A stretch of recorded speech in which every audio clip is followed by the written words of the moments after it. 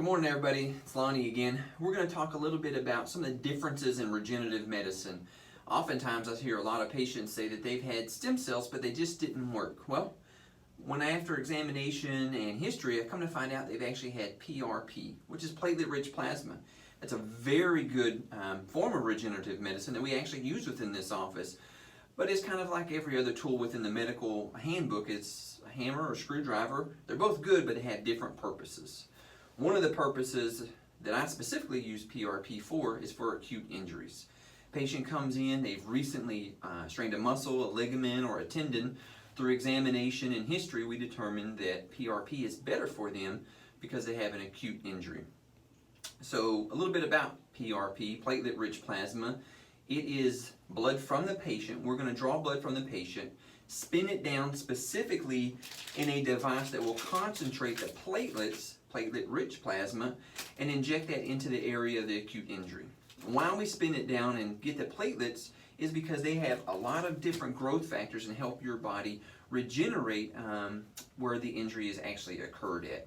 They normally kind of travel throughout the blood cells or the blood system looking like normal cells, but once they get to the acute injury where we're going to place them, they will open up into this octopus type structure that you may traditionally think of platelets as being, and they will release a lot of different biofactors and growth factors to actually help regrow that specific area from the acute injury. Okay, so I have everything laid out, and one of the things with platelets is that they tend to stick together.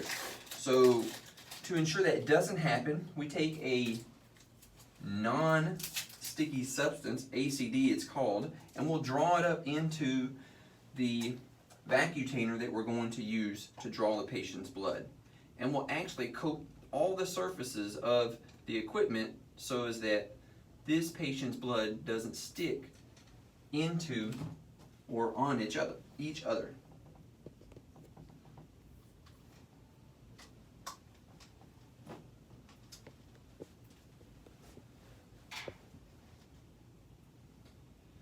So as we pull all the fluid through here, we'll actually coat the inside of the vacutainer, as we said, the butterfly needle, to where as the blood is drawn through here, the plates don't stick together. We don't want them to stick together because when we put them inside the patient, that's when we want to actually activate their process of regeneration, okay?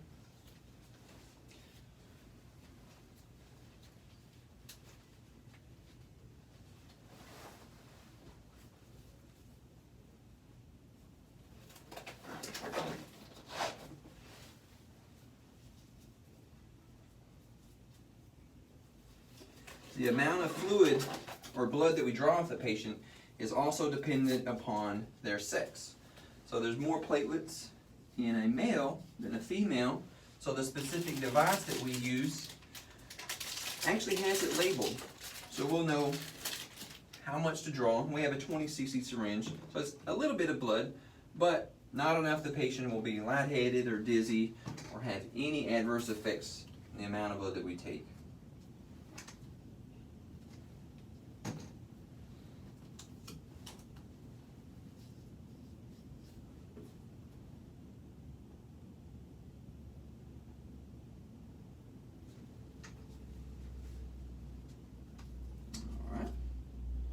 As we get a nice good flash, we go ahead and pull back, and we will fill this container up.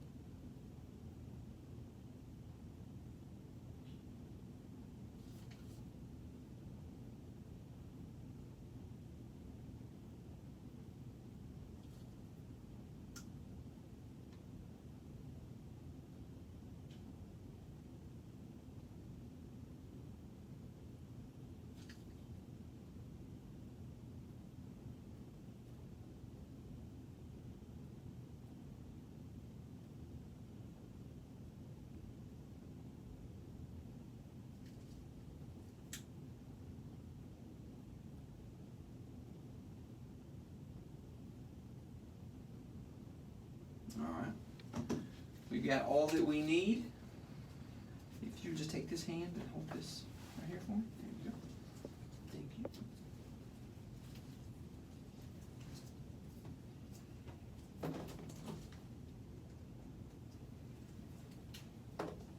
you. And we'll put it inside this. It's very important, this container, how it will concentrate the platelets. It actually at about 10 times the rate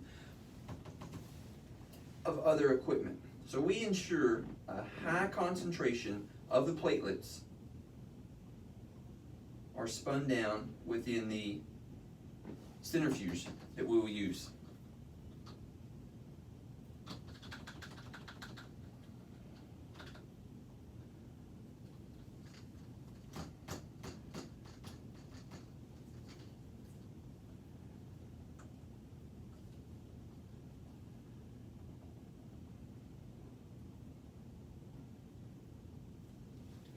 There we go. So, now that we have everything within the tube that we need, close the cap, and we'll put it inside the centrifuge. We will start it, and it'll spin down at about 3,600 RPMs for about 10 minutes. And at that time, we'll draw it out, and we'll go on for the procedure from then.